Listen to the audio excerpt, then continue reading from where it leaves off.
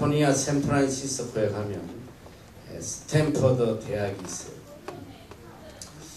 오래전 얘기입니다만은 그 대학에서 공부하고 있던 두 남자 학생이 학비를 벌기 위해서 나름대로 머리를 써서 그 당시에 세계적 명성을 얻고 있던 폴란드의 피아니스트 파데 레프스키를 초청을 합니다.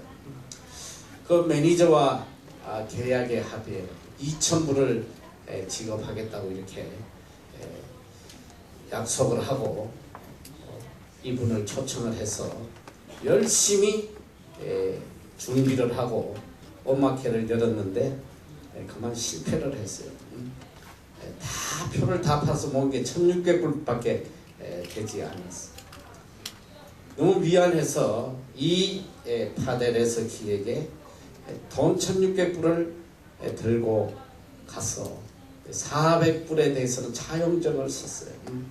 앞으로 벌어서 반드시 400불은 갚겠습니다. 이 학생들의 설명을 듣고 난 파데 레프스키는 그들이 보는 앞에서 이 400불짜리 차용증서를 찢어버려요. 그리고 1,600불을 학생에게 줍니다. 이 돈으로 경비 갖고 나머지는 서라고 줘요. 얼마나 감사한지 이 두 학생은 너무 감사해서 일평생 그분의 은혜를 가슴 속에 새기고 살았습니다. 근데 오랜 세월이 지난 후에 폴란드의 이 유명한 피아니스트 파데레스키가 폴란드의 대통령이 됐어요. 그때는 세계대전이 바로 끝난 직후라서 폴란드가 경제공황으로 국민들이 기아에 허덕이고 있었습니다. 자, 그래서 폴란드가 너무너무 어려웠기 때문에 그는 미국 대통령에게 어떻게든 원조를 좀 받아보려고 애를 씁니다. 그런데 원조를 요청하기도 전에 갑자기 미국 정부에서 식량이 쏟아져 들어오기 시작해요. 구호 물자와 원조 식량이 막 들어오니까 얼마나 감사한지. 그래서 그 어려운 위기를 모면하게 돼요. 그래서 그는 이 감사한 마음을 어떻게든 미국 대통령에게 직접 전달하기 위해서 기회를 기다리고 있는데 그때 마침 미국 대통령이 불란서 파리를 방문한다는 소식을 들었어요. 그래서 그는 부랴부랴 비행기를 타고 파리에 가서 이 미국 대통령을 만나서 정중하게 감사 인사를 합니다. 정말 그 보내준 식량 때문에 우리 나라가 살 수 있었다. 너무너무 감사하다. 이 은혜를 어떻게 보답해야겠냐고. 그랬더니 미국 후보 대통령이 하는 말이 천만의 말씀입니다. 천만의이시여. 천만의 말씀입니다. 저는 그저 받은 은혜를 갚은 것 뿐입니다. 그게 무슨 소리입니까? 대통령께서는 스탠퍼드 대학 음악회에 오셔서 연주하실 때 그때 은혜를 입었던 학생이 바로 접니다. 이건 실화예요. 여러분, 이 세상에는 많은 사람들이 사는 것 같으나 알고 보면 두 가지 종류의 사람밖에 없어요. 은혜를 알고 사는 사람과 은혜를 모르고 사는 사람. 두 가지밖에 없답니다. 은혜를 알고 감사하는 사람과 은혜를 모르는 이런 배은망덕한 두 종류의 인간이 있어요. 이 세상에서 하나님 은혜를 안 입은 사람이 누가 있어요? 은혜 속에 태어나서 살아가고 있습니다. 모두가 하나님의 은혜 속에 살고 있으나 은혜를 아는 사람이 있고 은혜를 모르는 사람이 있어요. 은혜에 감사하면서 살아가는 사람, 아니면 이 은혜를 배반하며 살아가는 이런 인간이 있습니다. 은혜가 뭐냐? 그레이스. 은혜라는 말은 히라보로 카리스라고 해요.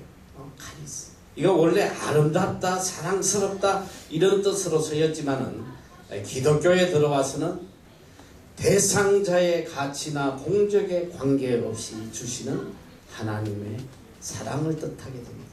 무조건적으로 조건 없이 주는 하나님의 값없이 주는 사랑이다. 은사란 말, 기프트라는 말은 카리스마라고 하는데 그 뜻은 선물이라는 뜻이에요. 하나님의 은혜, 선물로 우리에게 주시는 거예요. 절대적 주권자이신 하나님이 그의 백성에게 베푸는 무조건적인 사랑, 이것이 은혜예요. 여러분, 이 세상에서 우리가 은혜로 주어지지 않은 것은 하나도 없어요. 다 하나님의 은혜로 주어진 것입니다. 모든 것을 오로지 하나님의 은혜로 깨닫고 살아가는 사람, 이 사람이 그리스도인이에요. 그런데 은혜를 모르고 사는기 때문에 우리 삶에 문제가 생긴다. 은혜를 깨닫지 못하면 하나님에 대한 믿음도 하나님에 대한 사랑도 생기지가 않아요. 오늘 인생들이 왜 이렇게 고통과 범인 속에 괴로움 속에 살아가고 있느냐? 이것은 배우고 못 배우고 가지고 못 가지고 그런 차원의 문제가 아니에요. 하나님의 은혜로 느끼지 못하고 살고 있기 때문에 원망과 불평과 두려움으로 근심, 걱정, 고통이 떠나지 않는 것. 은혜를 느끼는 사람은 그 마음속에 항상 감사와 감격이 넘쳐요. 은혜를 잊어버리는 순간 근심과 두려움이 몰려온단 말이에요. 과거의 모습을 잊고 또 내가 얼마나 하나님의 은혜 속에 살아가고 있는지를 잊어버리니까 더 이상 감격도 기쁨도 감사도 없고 염려, 근심, 짜증만 나온단 말이에요. 과거의 내 모습을 잊어버리는 거. 과거에 하나님이 베푸셨던 그 감격, 그 은혜, 그걸 잊어버리면 내 삶이 비참하게 돼요. 여러분, 유대인들은 무려 600만 명이 독일의 아우슈비츠 이 감옥에서 비참하게 죽었어요. 말이 600만 명이지 한번 생각을 해봐. 이 뉴질랜드 전체 인구가 지금 450만 더 채 되지 않아. 이 뉴질랜드에서 다 죽이고 호주에서 또 한 150만 명 더 데려다 죽여도 이게 600만 명이 될까 말까. 그 많은 사람들 비참하게 감옥에서 죽어갔어요. 그 이스라엘 민족은 이 선조들이 당했던 그 고통을 잊지 않으려고 항상 그날을 기념하고 마음속에 새겨. 그래서 이 이스라엘에 가면 그런 비석이 새겨져 있다고. 뭐 내가 본 건 아니지만 거기 가보면 이렇게 적혀 있다. 아우슈비츠, 고통보다 더 무서운 것이 망각이다. 여러분, 하나님의 은혜를 잊어버리는 거, 이거보다 더 무서운 게 없어요. 모세가 이스라엘 민족을 적과 꿀이 흐르는 가나안 땅으로 이끌어가면서 이 민족이 하나님의 은혜를 잊지 않도록 끝없이 그들에게 가르칩니다만,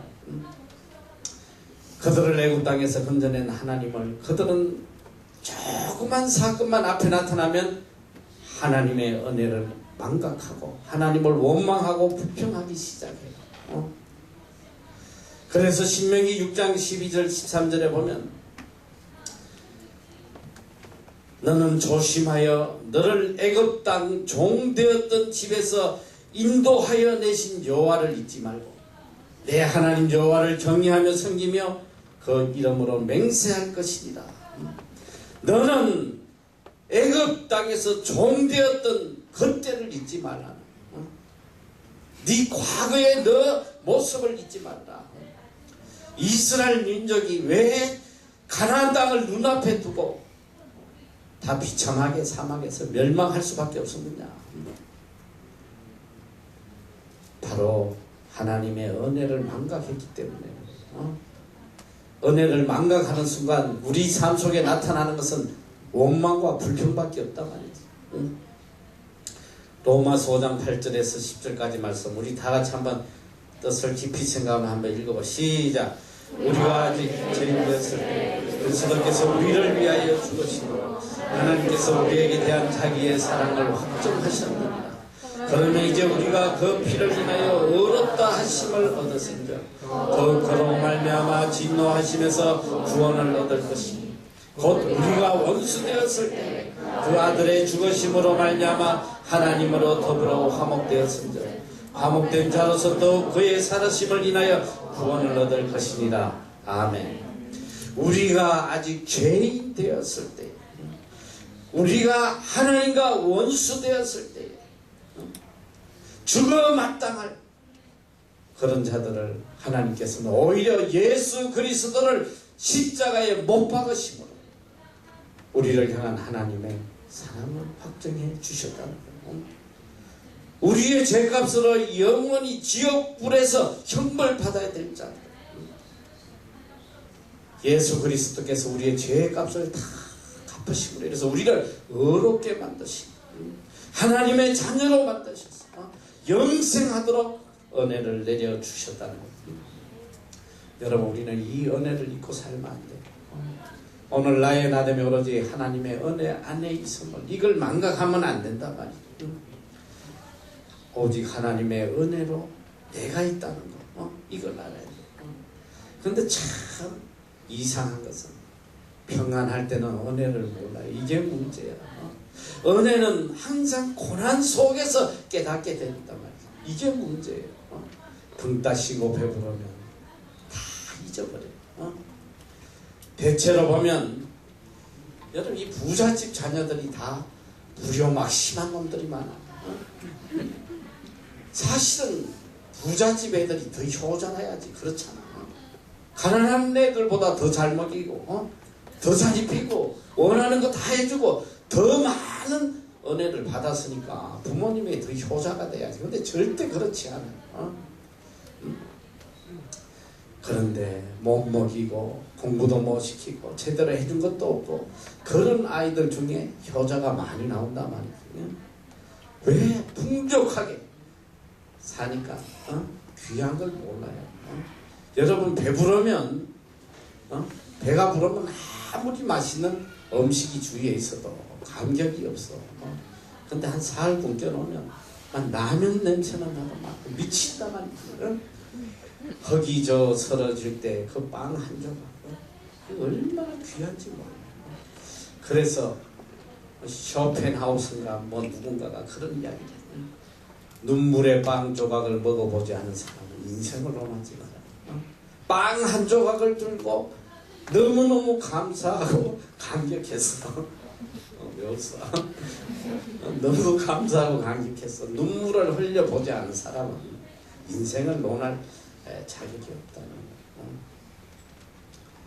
어느 목사님이 미국에 유학을 가서 이렇게 식사 시간에 보니까 이 독일 청년 하나가 매일 아침에 이렇게 후라이를 이렇게 접시에 담아와서 이렇게 빵하고 이렇게 찍어서 먹고 난 뒤에 꼭 그렇게 혀로 이 접시를 핥아먹는데 깨끗이 설거지를 해가지고 하도 이상해서 한 번은 물어봤대. 그걸 왜 그렇게 혀로 하냐고 그랬더니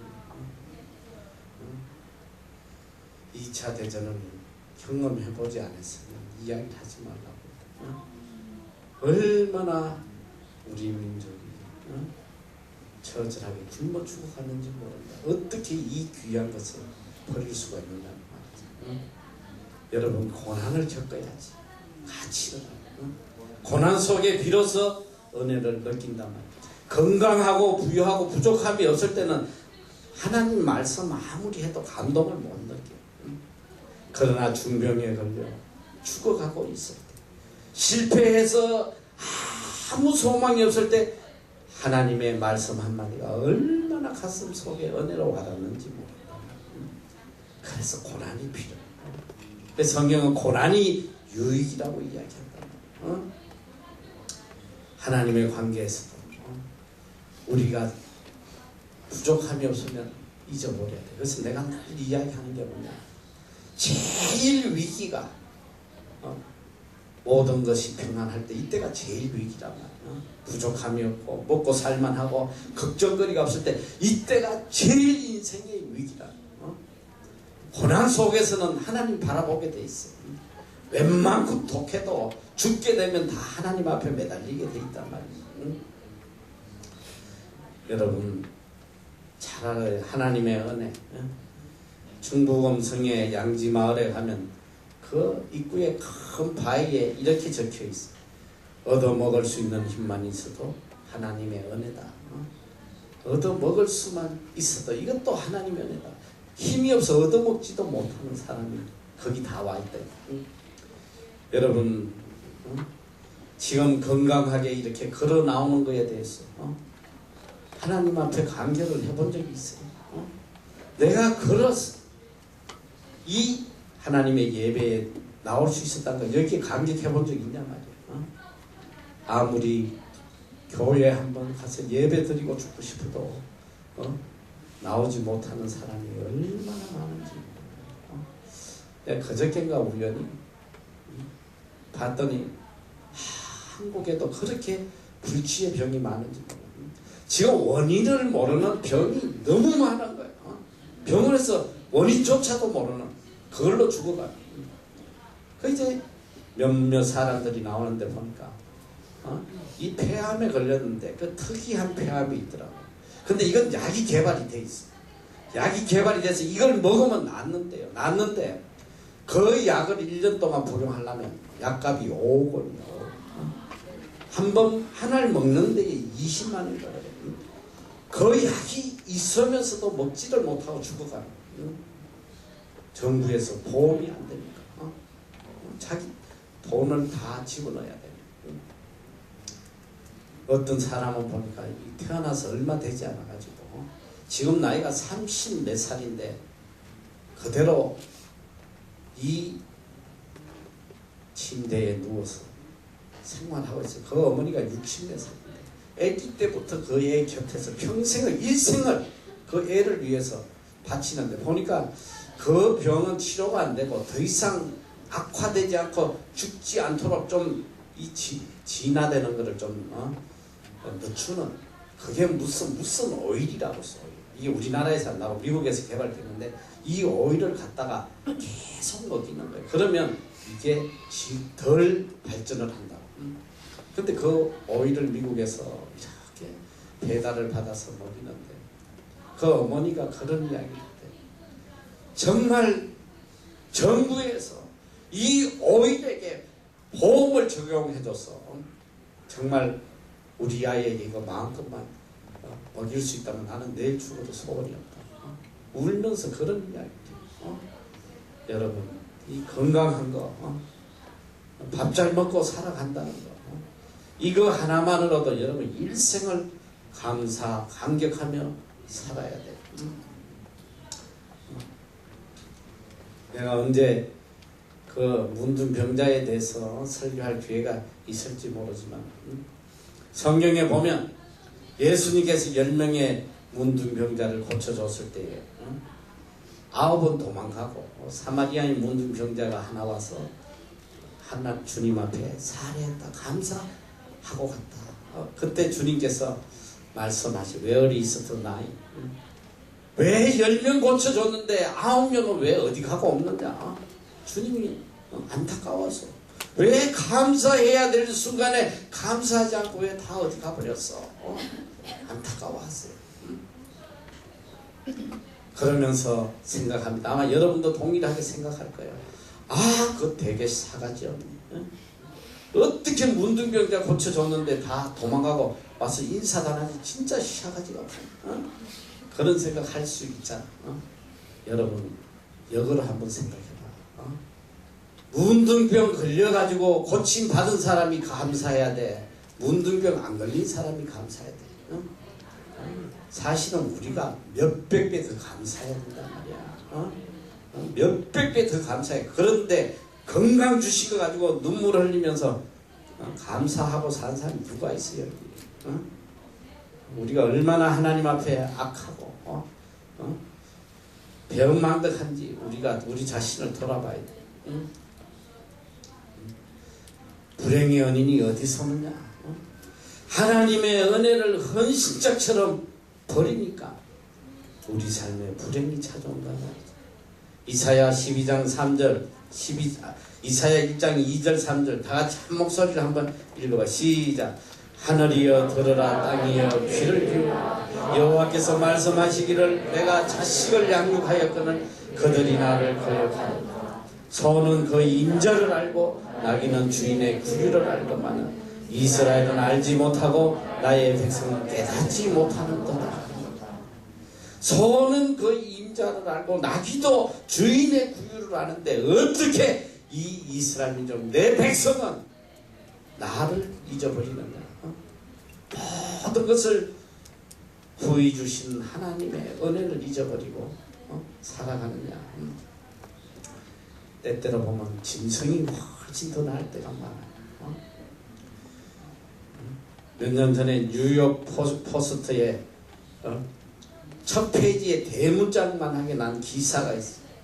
한 할머니가 개를 안고 있는 사진을 싣고 거기에 이런 말이 적혀있어요. 이 개가 1200만 달러 상속을 합니다. 이 1200만 달러 하면 와닿지도 않지.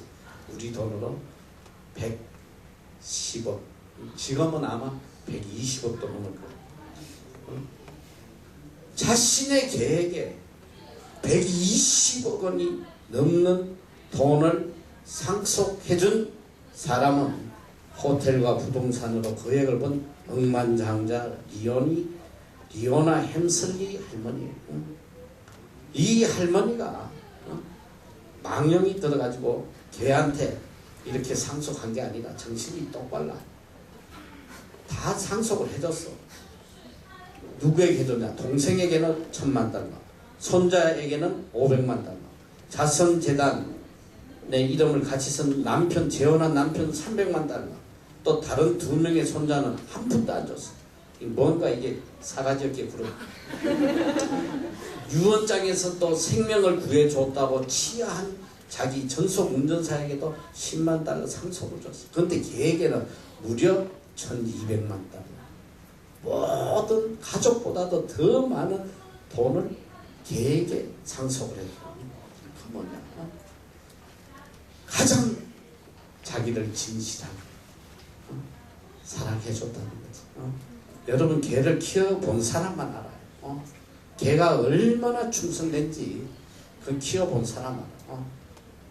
나도 우리 집에 개를, 나는 별로 개를 안 좋아하지만 우리 애가 어디 그냥 집회만 갔다 오면 자꾸 개새끼를 사놓고 왜 그러니까 쫓아내, 또 딴 데 갖다 주고 나면 또 딴 집에 갔다 오면 또 한 마리 사놓고 이랬는데 이 개를 집에서 한 몇 년을 키웠는데 그 개가 이제 우리 애가 워낙 그 개를 걱진히 사랑해. 그러니까 맨날 이불 속에 같이 데리고 자고 말이지. 근데 이놈이 막 사왕에 오줌을 사재껴가지고 애가 밖으로 쫓아내버렸는데, 근데 이 개가 얼마나 우리 애를 사랑하는지, 애가 이제 5시쯤 퇴근을 집에 오게 되면 한 4시 정도부터는 꼼짝도 안 하고 앉아서 형과 문만 봐봐. 계속 올 때 됐는데 이 인간이 왜 안 오나? 계속 문만 쳐다보고 있다가 멀리서 차 소리가 들려. 근데 우리 귀에는 안 들리는데 얘는 그걸 캐치하고 정말같이 계단을 내려가서 문 앞에 기다린단 말이야. 그럼 우리가 애가 왔나 보다. 그럼 100% 와. 멀리서 개 소리를 듣고 뛰어내려가가지고 얼마나 내가 그랬어.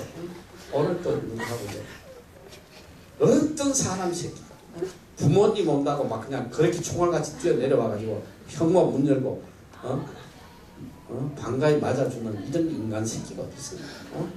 부모가 와도 털어놓아가지고 일어나지도 안 하고 말이지. 이태리의 한 적은 마을에 이 피도라는 개의 동상이 있어요. 어느 날 이 피도라는 개가 물에 빠져서 죽을 뻔했는데 한 사람이 그 개를 건져줍니다. 그는 그를 집에 데려다 와서 키우는데 이 피도는 주인의 은혜를 알고 지극히 주인을 따라요. 주인이 출근할 때 매일 버스 정류장까지 따라오고 또 퇴근할 때 되면 꼭 버스 정류장에 나와서 주인을 기다리는데 2차 대전 중에 주인이 어느 날 버스를 타고 돌아오다가 그만 버스가 폭탄을 맞아서 주인이 죽게 돼요. 그날 또 어김없이 이 개는 정류장에서 주인을 기다리고 있는데 주인이 오지 않으니까 그 주인이 돌아올 때까지 얼마를 기다렸나? 13년을 그 자리에서 꼼짝을 않고 그 자리에서 죽었어. 그래서 이 개의 그 사랑을 기리는 그의 충성된 마음을 기리기 위해서 이 마을에 이 개의 동상이 있다고 그래요. 어떤 인간이 이렇게 진실된 사랑을 할 수 있는 소리야. 그런데 우리 자꾸 이 개를 뭐 개새끼라고 그러고 개를 갖다 잡아먹고 말이지. 여러분 개 보고 뭐 개새끼는 개들이 욕해 뭐. 니네나 똑바로 살아라. 우리는 많은 은혜 속에 살면서도 은혜를 잊지 않은 자처럼 살아가고 있어. 영국 속담에 강을 건너면 하나님을 잊어버린다 이런 말이 있어. 위험 중에 위기 때는 하나님의 도움을 간절히 구하나 그 도움을 받고 난 뒤에는 더 이상 기억하지 않는 이게 인간의 마음이에요. 우리는 주님으로부터 헤아릴 수 없는 은혜를 잊고 삽니다. 때로는 어려움 속에서 주님을 만나고 주님의 은혜에 감격하고 또 주님을 위해 살겠다고 맹세한 적이 얼마나 많은지 몰라요. 그러나 이 크신 은혜를 은혜되지 못하게 한 적이 너무 많아요. 은혜를 받기만 받았지 은혜가 은혜되게 살지 못했단 말이에요.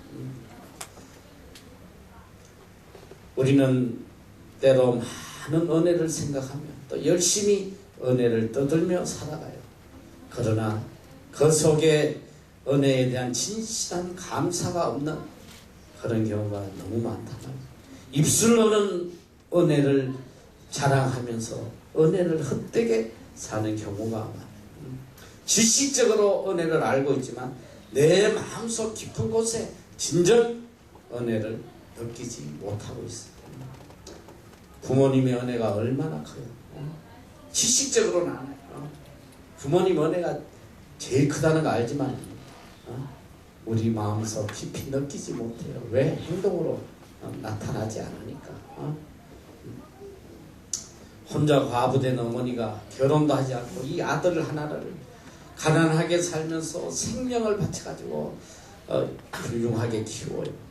서울대학을 졸업하고 박사가 되고 또 성공해서 뭐 돈도 얼마나 잘 버는지 몰라. 그리고 또 더군다나 교회에 얼마나 충성되게 잘 섬기는지 몰라요. 그러니까 이 목사님이 설교 시간에 이런 훌륭한 아들이 있다고 얼마나 칭찬을 했는데 예배가 끝나고 나니까 어느 집사님한테서 연락해서 목사님 그 사람에 대해서 좀 잘 알고 이야기하시라고. 홀어머니를 갖다가 요양원에 집어넣고는 한 번도 찾아보지 않아요. 이런 배은망덕한 인간이라고 잘 아시고 칭찬하시라고 말이죠. 여러분 잘 알아야 돼요. 우리는 하나님의 엄청난 은혜를 잊고 살면서도 값없이 버려요. 하나님이 세상을 지으시고 태양과 비를 주시고 내 인생의 모든 것을 공급해 주시는 그 하나님인 걸 지식적으로 다 알아요. 그런데 태양을 보면서 비를 보면서 하나님의 은혜에 대해서 감사한 사람 누가 있어? 비 온다고 불평은 했어도 여러분 내 삶 속에 감사와 감격이 없다면 이건 그리스도인이 아니에요. 이건 하나님을 믿는 믿음의 사람이 아니란 말이에요. 감사할 조건이, 감사하지 않을 조건이 하나도 없어. 다 감사의 조건. 조금만 생각해보면 감사하지 않을 것이 하나도 없어. 그래서 이 감사하다는 영어는 땡큐야, 땡큐. 땡큐는 원래 어디서, 어원이 어디서 나오냐면 싱크에서 오는 싱크, 생각하다. 조금만 생각해보면 다 감사의 조건이라는 거예요. 하나님의 은혜, 우리를 향한 하나님의 은혜 속에 깊은 뜻이 있고 또 하나님의 말씀이 있고 또 우리를 향한 목적이 있다는 걸 깨달아야 돼요. 은혜를 헛되이 받아서 하나님의 은혜를 쏟아버려서는 안 된단 말이에요. 은혜로 부르신 이의 깊은 뜻을 헤아리고 거기에 감격해야 돼요. 은혜에 대한 보답은 기쁨이고 감격이에요. 기뻐하고 감격. 은혜로 주셨으니까 감격하는 거예요. 감사. 또 용서받았으니 감격해야지. 또 거저 주었으니 항상 만족해야지. 그리할 때의 그 만족과 충만함이 우리를 내적으로 변화시키는 거예요. 감사 속에서 내 삶이 변화돼 간다. 성품이 변하고 가치관이 변하고 세계관이 달라져. 그리고 감사하는 사람은 하나님의 은혜를 깨닫고 감사하는 사람은 얼굴이 변해. 얼굴이 변해. 우리 학생들은 여기 와서 6개월 지나고 나 얼굴이 다 변해. 그게 뭐 은혜 받아 변했는지 그건 모르겠으나 일단 얼굴이 커져. 모양이 달라져. 6개월 동안 보통 7kg는 뭐 기본이야. 많이 변한 애는 15kg까지 내가 찌는 거 봤는데 어쨌든 변해. 그래서 한국 돌아가면 공항에서 부모님들 자식을 못 알아본다고. 바로 앞에 갔는데도 못 알아본다. 이 얼굴이 이렇게 살쪄서 변하는 게 아니다. 내적 변화로 하나님의 은혜에 감사함으로 감격함으로 내 삶이 변화되는 그런 삶을 살아야 돼.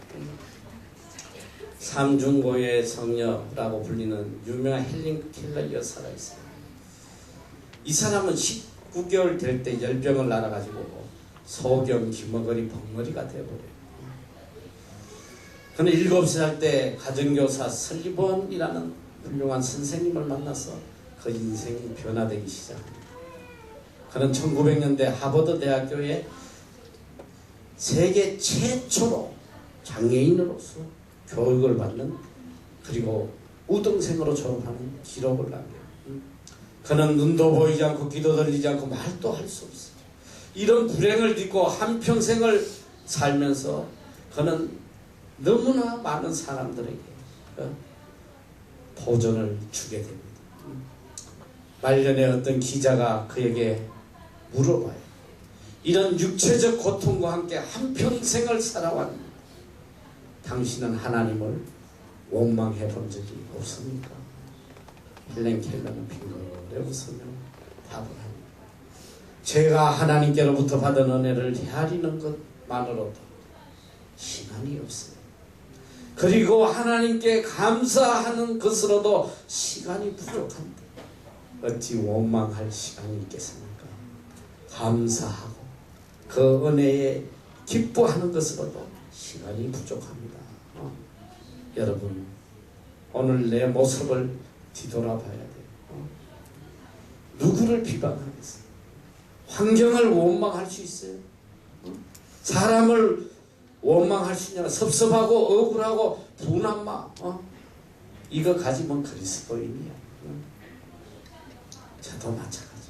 저도 때로 보면 섭섭하고 원망하고 분하고 우리 마음속에 하나님의 은혜가 사라지면 섭섭하고 분하고 억울한 마음밖에 들지 않는다.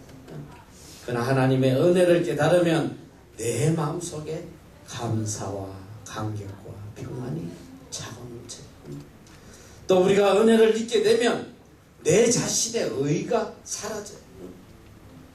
내 공로도 아니고 내 의지도 아니고 내 노력도 아니고 오직 하나님의 은혜라는 것을 깨닫기 때문에 내 자신이 얼마나 무가치한 존재인지 그걸 깨닫게 돼요.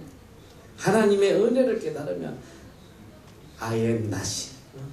나는 아무것도 아니라는 걸 깨달아요. 오로지 하나님의 은혜로 사는 자다. 이걸 깨닫게 된단 말이지. 오직 은혜 속에 자기는 완전히 사라지고 하나님의 은혜만 드러나는 거예요. 조지 물러 목사님의 위대한 고백이 있어요. 내 마음은 하나님의 뜻을 즐거워합니다. 이것이 언제나 최선이라는 것을 나는 조금도 의심하지 않습니다. 하나님은 내가 원하는 것을 주시지 않을 때도 있습니다. 그러나 그것 없이도 지낼 수 있는 은혜를 주십니다. 예전에는 내가 원하는 것을 맹목적으로 구하였습니다. 급한 마음으로 그것도 아주 완강하게 구했습니다. 간혹 하나님은 내가 구한 것을 주지 않으셨습니다. 대신 그것 없이도 지낼 수 있는 은혜를 주셨습니다. 이제 나는 하나님의 인도하시는 방법을 사랑하게 되었습니다. 두려움은 멀리 사라졌습니다. 내가 가장 원하는 소원은 들어주시지 않았지만 하나님은 그것 없이도 지낼 수 있는 은혜를 주셨습니다. 오, 하나님의 뜻이 이루어집니다. 나는 온 마음을 다해 하나님의 뜻에 순복하기를 원합니다. 하나님의 뜻이 무엇이든 나는 그 뜻 안에 거할 것입니다.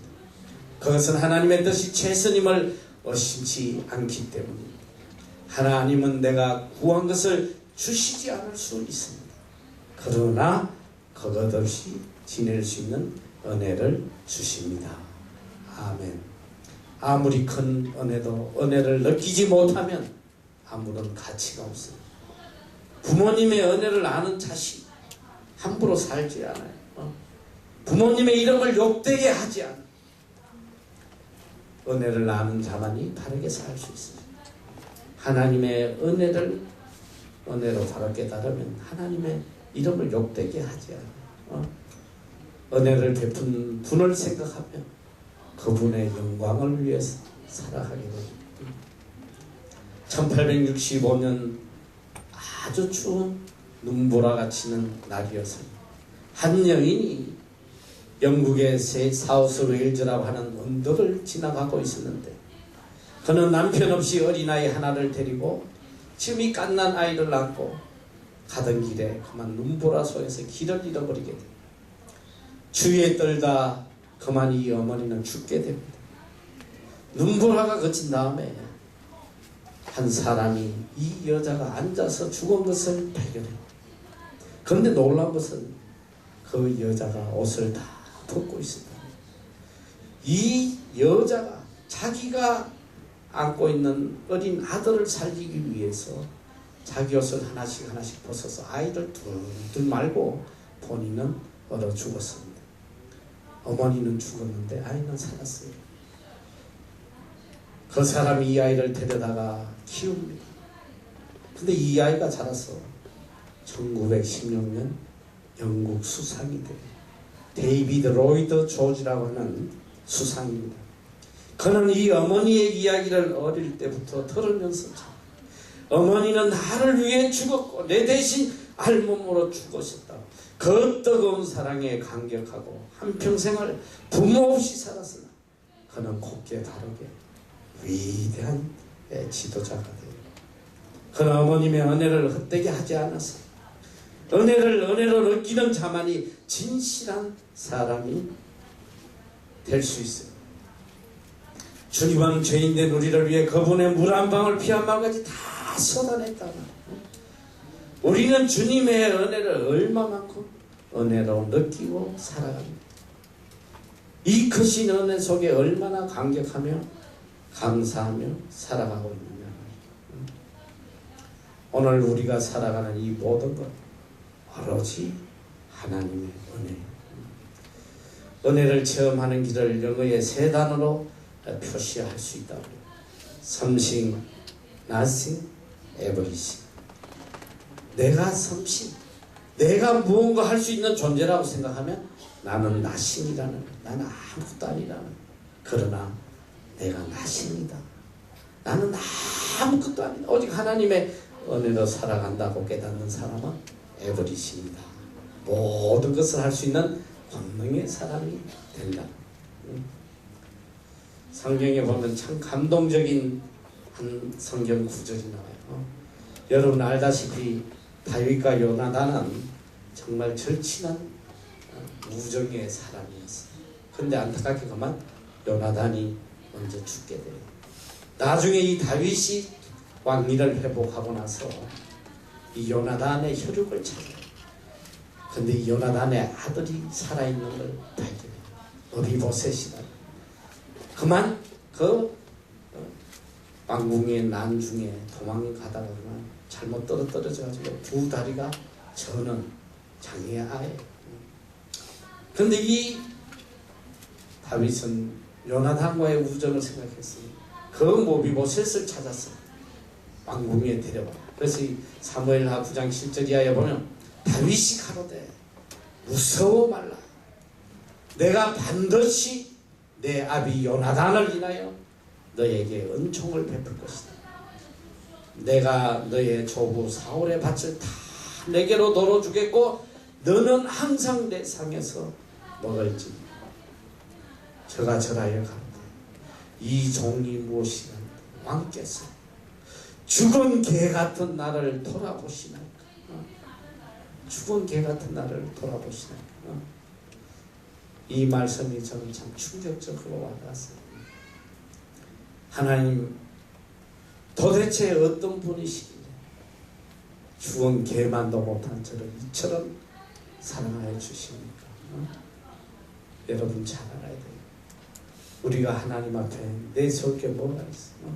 일평생 하나님 앞에 죄짓고 악을 행하고 하나님의 이름을 욕되게 하고 살았으나 하나님은 끝까지 우리를 버리지 아니하시고 분에 넘치는 은혜로 우리에게 채워주고 계십니다.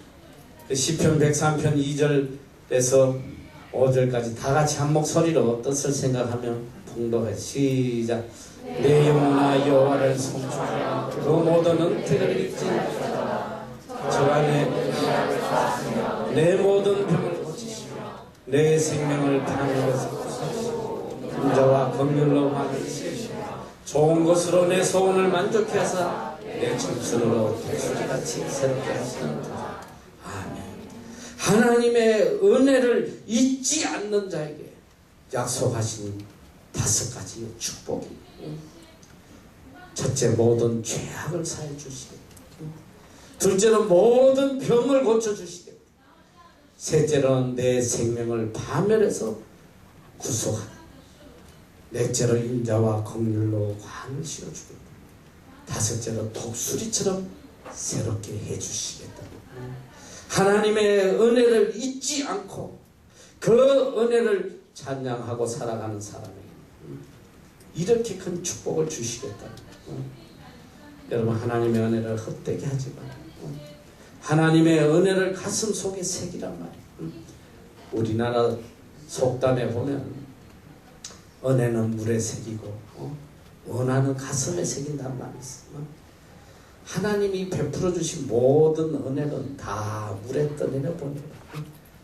좀 내 삶에 섭섭한 것을 가지고 하나님께 원망하고 불평하고 이러고 살아가는 이게 오늘 우리들의 모습. 하나님의 은혜 가슴에 새겨야 돼. 이제는 은혜 받은 자의 아름다운 모습으로 감사 감격하며 살아라.